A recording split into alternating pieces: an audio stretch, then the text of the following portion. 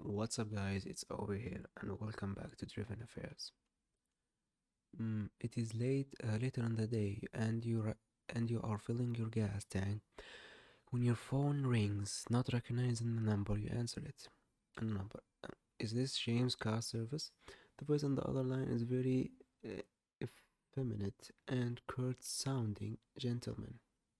Yes, may I ask who's calling? Stella Assistant.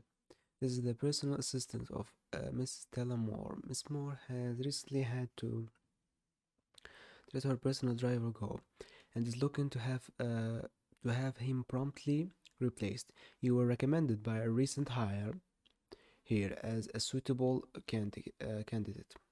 Of course, Miss Williams. She is a very yes, we know. She mentioned you were efficient and discreet. Are you available Thursday morning? For sure, for sure. Mm-hmm. This Thursday morning, this very short notice. I'm afraid Miss Moore has authorized a retainer of. You listen to what they are offering and suddenly forget completely what other job you had that morning. You know, now that I think about it, I'm able to accommodate Miss Moore's transportation needs. Yes, we know. I will text you details. Details. Do not be late. Click. And with that conversation, the conversation is over as quickly as it began. You were stung a bit by the abrasiveness of Miss Moore's assistant. You hope that what they are paying you is worth it for whatever Stella Moore has in store for you herself. Mm-hmm.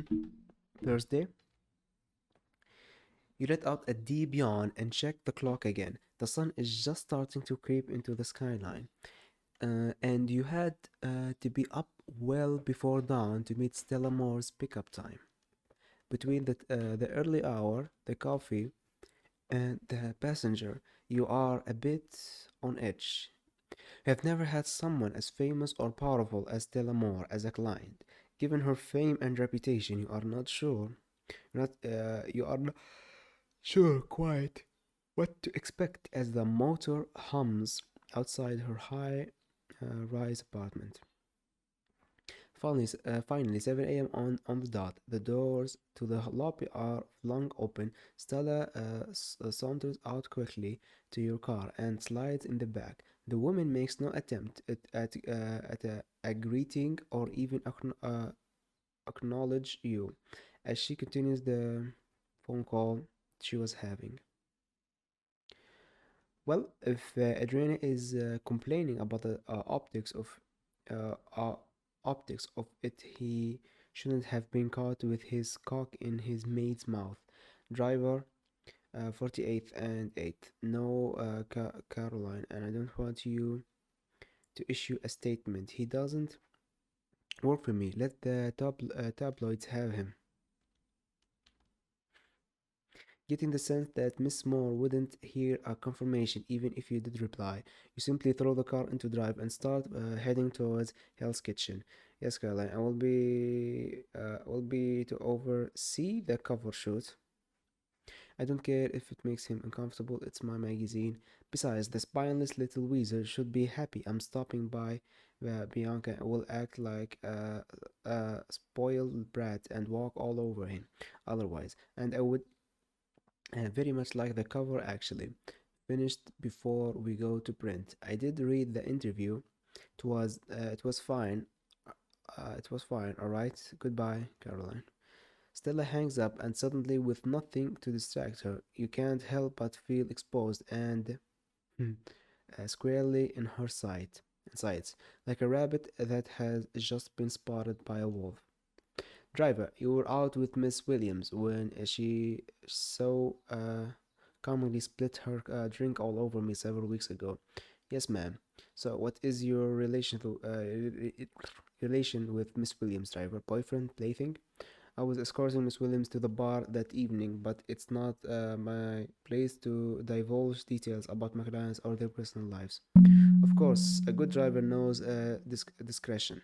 Plus, it just wouldn't do if your other clients knew you were getting recommendations from one of your passengers just because you're fucking her. I didn't. We were just out for a drink. No need to squirm about. I'm just speaking hypothetically. Your first stop brings you to Alta Class's main office, a tasteful but still explicit ad for the adult marketing empire plasters one whole side of the 16-story building. Parked in a private lot in the back, you are told to wait in the car. Whatever meeting Stella had was fairly short, and the woman emerges from the building in short order, again on her phone, and slides back in the car. I've seen the figures. I'm not impressed. I gave Dane the European office because he would never shut up about how worldly he is, and our revenue there has been stagnant ever since. I already told him he has 1 month to make something happen, or he can go back to luring dumb college girls into making those cheap van videos with his dad's camera again. Be sure to remind him of that when he starts vomiting up excuse. Yes, I'm headed to the shoot now. Be a doll and call ahead and let them know. That should help cure Miss Lang of her hangover and get her into makeup so they can start getting a counselor on those ass pimples. Driver 217, 124th, and promptly too, if you please. Stella doesn't even look up from her phone as she starts typing away. Hazarding small talk, you try to strike up a conversation with Miss Moore. Maybe the maybe the her icy exterior a bit. What? Do you get to go to many shows or do much hands on with the creative aspects of your company? Not often. Autoclass has become quite the little empire. Its high level management and finances demand most of my attention these days. Even with an adult entertainment studio, the day to day whatever, of company operation can be quite dull. So this is a bit of a treat. Most of days I'm tied up in some boardroom or on business calls. Figuratively, not literally tied up. That is, they are not that much fun most of the time. You feel your cheeks redden a bit. I do enjoy being back on the ground floor when they are making the sausages, so to speak. Take 9A North. Um, Save. Sympathize that she doesn't get to be hands on with the creative aspect of the company. Recommend a different and faster route to the shoot. It must be hard enjoying company anymore, especially since you started it up yourself. Well, I'm sorry, what was your name again? James, man. Well, James, this is a natural order of things. Once one builds a company like this to achieve greatness, to cling nostalgically to one rank in the ladder fondly, would have left me to stagnate, stagnate, and become a prey to someone bigger and more ambitious than I was. Then I'll be a slave to their vision, not mine. Fuck, what the fuck? She talks a lot, man. I've never been content with staying at some low level position to be the tool for someone else's success. So many people these days are happy just being objects for other people to use on their path. I think that's what separates us more than anything else. Ugh, this traffic is abysmal. You couldn't possibly do anything about this. You are the driver after all. Van Stella's remark stinging. You have no doubt how the woman probably sees you as you drive her from one important meeting to another, and then to question you about traffic that is completely out of control. Does little to endear her to you? Though, if you had the guts to speak up early, you're sure uh, you are sure you know a couple shortcuts that could have saved you both Meh. Okay. You're basically telling me you picked the wrong choice, fool. Okay. Recommend a different and faster map will be a zoo right now. I'll advise that we take essential west north. Surface streets, honestly, do I look like some kind of tourist to you? I mean, no disrespect, ma'am, but 9A is going to be a bumper to bumper at this hour. Frederick Douglass has all southbound traffic closed off for road work, and northbound traffic is freed up. It should shave off a good 5 to 10 minutes, ma'am. Really, would you wager your future employment on it?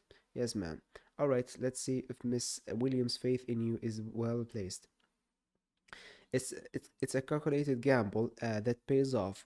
Crosstown traffic is low since southbound traffic is cut off, so you're able to sail up the northbound route into Harlem in short order. Ma'am. When Stella looks up to see you have arrived, you see a flicker of genuine surprise on her otherwise steely exterior. My, and 7 minutes early. I may catch this brat of a porn star and my useless photographer with their pants down yet again, figuratively, and literally, I suppose. After the photo shoot starts, I'll have you focus less on jokes and more on driving. Thank you. You thought you were getting dangerously close to actually getting a laugh out of Stella there, but the woman is a fortress. As she slides out of the car without a second word, as she shuts the door, though, you flicker your eyes down to your mirror and spot Stella's sharp, shapely ass formed perfectly in the glass, cocking her hips. She saunters off with an extra bit of spice in her step. Was that added sauciness for you? Who knows? Shrugging, you check your schedule and roll your eyes when you see who you have to drive next. Thursday. You had to you had debated whether or not to keep Anna as a client, given how she defiled your car on Tuesday. Not that you necessarily minded an attractive young woman enjoying herself in your back seat. In fact, you spent a lot of time thinking about it very fondly. You just wish she had put up down a towel or something first. The pay is good though, so you decide to keep her as a client for now. You pull up to the young woman's address as she's already waiting out front, dressed in the same conservative but handsome coat from Monday. It's a modest item while still complementing her slender figure, though it does seem a little warm for such a garment. Hello again, miss. Hello, James. So, where are we off to today? I don't know, Queens?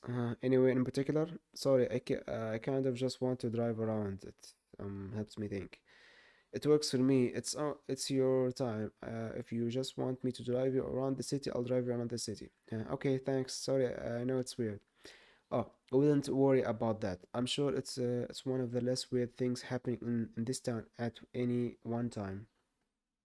You pull out and make your way to Queens. Oddly, just driving with no destination has a strange element to it as you meander around aimlessly. As you wander, you try a little small talk. So, what do you do for work? Me, between things at the moment, can't be doing too bad if she can afford to be driven around in a circle, especially since your rates and services cater to more of a luxury client base. Oh, well, good luck on the job hunt. The exchange is predictably short and awkward, and you just focus on the road. Is it okay if I take my off my coat? It's such an in question. Yeah, yeah, yeah. You're a little bewildered by it. Who asks for permission to take off their coat? Sure, it's your right, miss. You can do whatever you like. Whatever you like. Oh, okay, thanks. You flash a look back at your passenger in the back seat to see if she's actually taken off her coat, and then look again to make sure you're not seeing things. God damn. She's a freak. She's a freak, man. Anna slips out of her coat, revealing she is wearing almost nothing underneath, in an in sentence going from some looking woman to a rave stripper, sending your mind some resulting. What? You feel your cheeks get hot and you try to just focus on the road. But as you drive along, you start to notice Anna fidgeting more and more in the back seat and hear some soft panting. The same soft little moans as the first ride. You are almost afraid to look. Almost. That's right.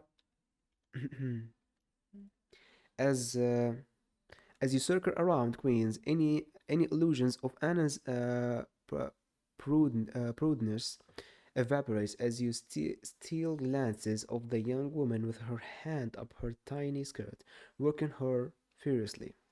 This is far from the first time a passenger has gotten intimate in your back seat, but never by themselves, and certainly never in broad daylight. The next wave of Anna's lustful moans is accompanied by a loud buzzing, and you look back again to see the young woman vigorously with a girthy looking dot dot dot dot. Oh, okay. Unsure of what to do, you simply act like you don't even notice and try to focus on the road.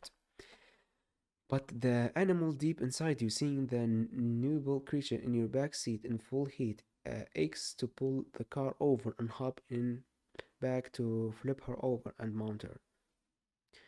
You suppress your primal instincts, though, and try your best to keep your eyes on the traffic as you start making your way back to her apartment in Chelsea, though can't help but steal the occasional glance at the hot little nerd diddling herself in your back seat. Anna starts bucking in the back seat, muffling her cry as best she can as she reaches up, almost slumping back down into the seat in a post glow. Okay. For a moment, she catches you looking at her in the rear view mirror, and your eyes lock. Then you both look away.